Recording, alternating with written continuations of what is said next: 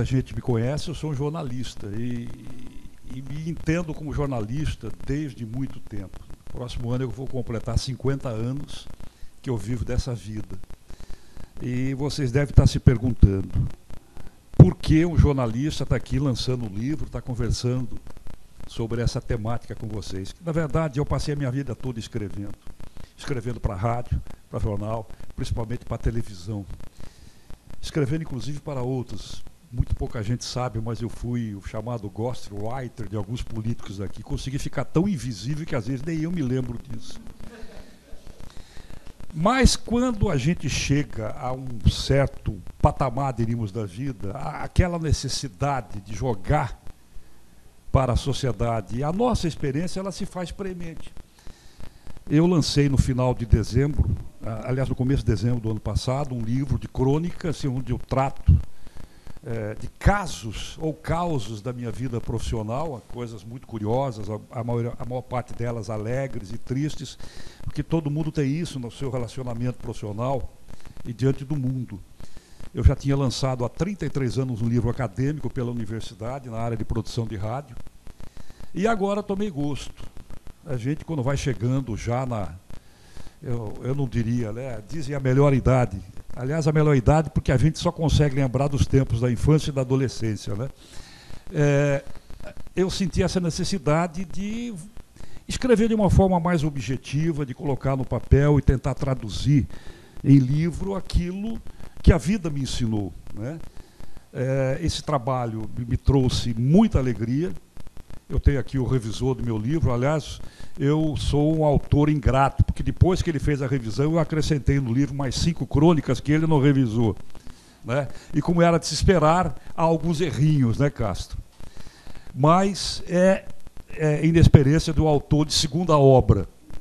E eu agora estou me aventurando um pouco mais de dedicação até na ficção. Estou trabalhando no projeto, estou trabalhando num segundo projeto na mesma área, que é relatar, dessa vez, a minha experiência profissional na área política, e é um trabalho que está me dando muita dor de cabeça, porque nem tudo a gente pode contar, né? A política é uma seara de trabalho muito nebulosa em alguns aspectos. De forma que eu torno mais uma vez pública a minha alegria e satisfação de estar aqui com vocês. Eu quero participar de forma mais efetiva da minha vida no futuro de ações como essa. Eu me orgulho como jornalista, principalmente de rádio e televisão, e principalmente aqui no Rio Grande do Norte, de ter como profissional tentado abrir espaços à divulgação da cultura, participando de alguns projetos onde a cultura era o cerne, era o objetivo principal. Mas isso ainda não me satisfaz. Eu preciso aquela coisa, aquele leitmotiv que praticamente nos obriga a sempre a tentar se aprimorar.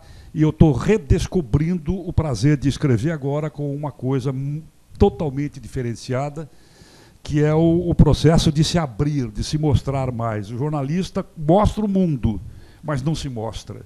Aliás, é uma regra do jornalista não se mostrar naquilo que ele faz, né? Isso faz parte da sua tarefa, da sua obrigação. Agora não, é se autodescobrir e ter a coragem, sobretudo, de tentar colocar no papel aquilo que nós sentimos, aquilo que nós pensamos, né? Sem qualquer outra obrigação que não a honestidade conosco mesmos. Então, eu quero agradecer essa oportunidade. Ao longo do debate, a gente vai ter a oportunidade aqui, desse bate-papo, melhor dizendo, de conversar com vocês e mostrar talvez um pouquinho daquilo que a gente pensa desse ato, que é o ato de escrever. Muito obrigado. Hilder, fica à vontade. Bom, boa noite. Meu nome, para os que não me conhecem, mas eu conheço, acho que boa parte dos que estão aqui, meu nome é Hilder Medeiros. Eu já estava me achando um pouco estranho quando o Tiago me fez o convite, quando eu vi os dois colegas, e me sinto um pouco mais ainda, porque sou o único que não tem um livro, aí não tive a coragem de publicar. Mas eu acho que todo jornalista é, antes de tudo, um contador de história, né? Eu acho que é da natureza da nossa profissão contar história. E fiquei me perguntando por que Tiago me fez esse convite para estar aqui. Talvez em função do trabalho que a gente vem fazendo ao longo dos últimos 12 anos. Eu tive a oportunidade e esse trabalho tem me oferecido mais do que eu tenho oferecido ao trabalho. Eu coordenei por duas edições das Bienais do Livro de Natal, 2003, 2005, e aí foi quando eu comecei a lidar mais de perto, deixando o jornalismo de lado e passando a conhecer esse universo literário mais forte. Há 11 anos a gente vem fazendo, vamos para a 11ª edição, a Feira do Livro de Mossoró, que eu acho que é o principal evento literário do interior do Nordeste do Brasil. E estamos indo agora, em outubro, para a 5ª edição da FLIC, que é a Feira de Livros e Quadrinhos de Natal, que nasceu a primeira edição, acho que quando a Nobel estava nascendo também, a Luiz teve a oportunidade de participar lá. Esse trabalho tem me oferecido mais do que eu tenho oferecido a ele, porque através dele eu tenho tido a oportunidade, junto com a nossa equipe, com o meu sócio que é o Osni, de conviver anualmente e permanentemente com escritores de diversos tipos e de diferentes estados, diferentes lugares do Brasil, né? Tanto escritores daqui, o poeta desconhecido, que às vezes renasce nas feiras. Eu tive um privilégio de dizer, assim, dito por ele, que Antônio Francisco, já esteve aqui com vocês, né? As palavras dele, ele diz que ele é o que é, claro que não é, mas ele diz que o trabalho ganhou a dimensão dele, que ganhou através das feiras do livro. E Antônio acabou sendo o patrono, ele é o patrono da Feira do Livro de Mossoró. Também nas palavras dele, ele diz que é o único evento que ele vê em Mossoró que não tem cachaça, não tem forró e que reúne cerca de 60 mil pessoas, né? Esse é o evento, eu acho que os que tiveram a oportunidade de conhecer de ir à Feira do Livro de Mossoró já sentiu o peso do evento. No ano passado a gente fez no Expo Center, que fica na UFESA, para vocês terem uma noção, a gente recebeu caravanas de ônibus de alunos e professores de 12 ou 13 cidades do interior do estado, né? Pessoas que nunca tiveram acesso a chegar num espaço, a uma livraria, porque em Angicos não tem livraria, porque em tantas outras cidades não existe livraria. Então as pessoas vão lá e encontram uma feira do livro. E nesse ano a gente trouxe talvez o mais desafiante e mais gostoso trabalho que a gente está fazendo, e Tiago está fazendo parte da trupe, né? O Nof teve a oportunidade de conhecer o trabalho em Macaíba, acho que a Luísa também estava em Macaíba. Chama-se Casa das Palavras.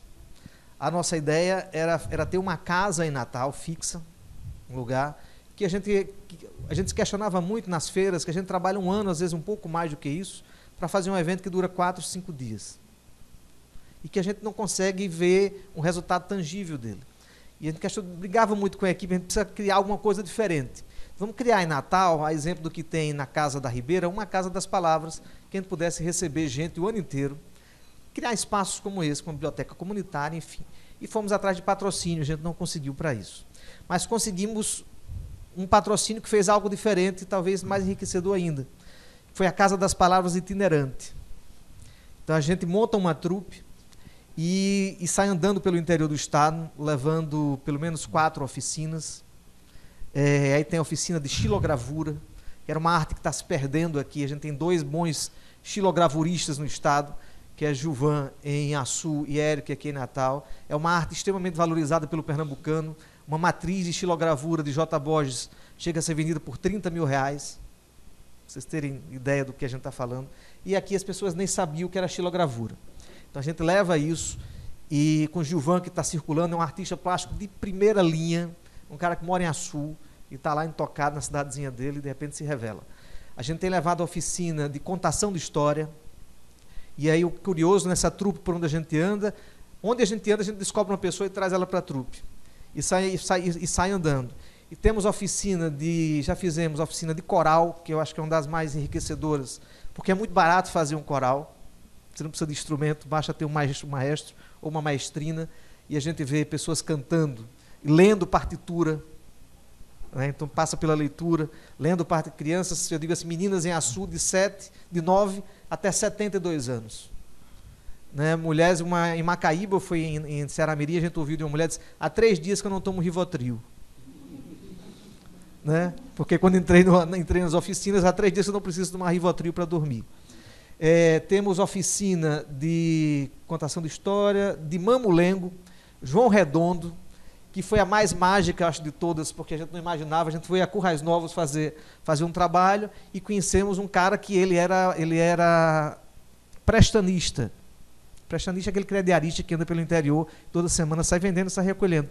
E ele vendia imagem de santo. E esse cara, numa oficina há 20 anos, se descobriu artista, que chama-se Ronaldo, né? Se descobriu artista de Mamulengo e criou o grupo Caçoá de Mamulengo, que não deixa a desejar a nenhum grupo de boneco, teatro de boneco do Brasil. E os caras estão lá em Currais Novos. Esse grupo aí vai entrando na trupe. A gente circulou por 10 cidades já do estado, né? Plantamos em cada cidade onde a gente passa uma pequena biblioteca.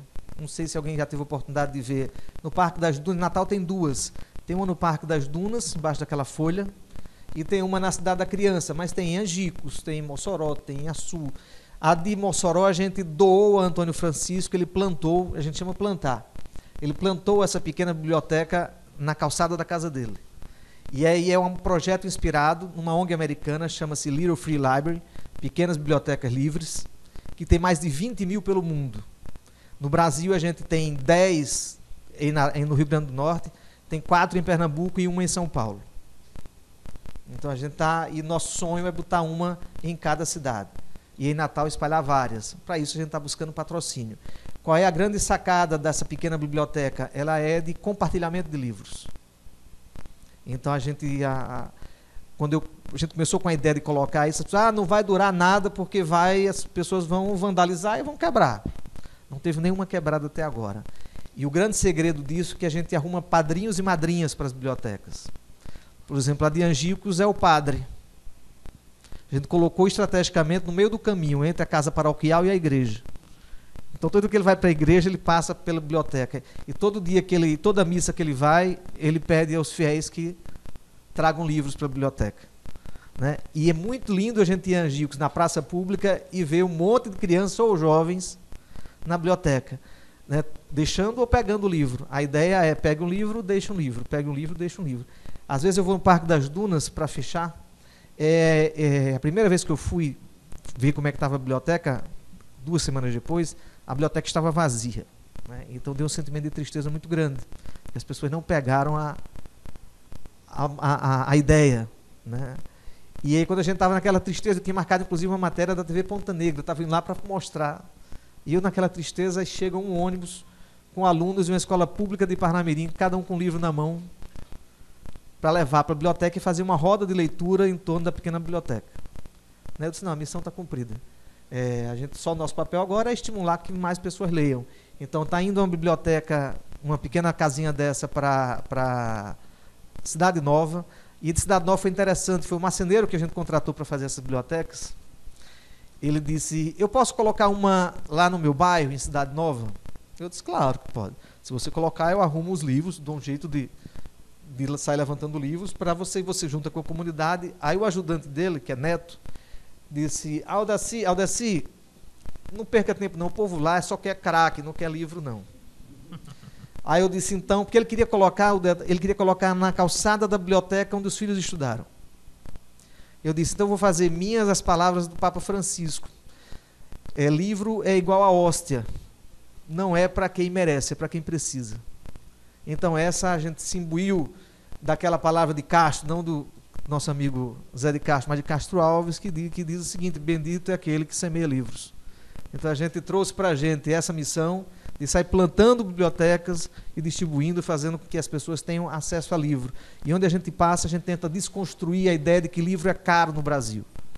Né? É caro ir para o cinema, que eu fui com meus 2 filhos, gastei R$100, e fui comer depois um sanduíche, gastei 150, em 2 horas somente. Né? Com a esposa e os 2 filhos. Mas se a gente compra um livro, coloca de R$50 e coloca numa biblioteca que 50 pessoas têm acesso a esse livro, ele só custa R$1. Essa é a ideia nossa. Talvez tenha sido esse motivo que o Tiago me convidou para vir aqui mais para vender a ideia da Casa das Palavras para vocês, e vocês puderem conhecer um pouco mais.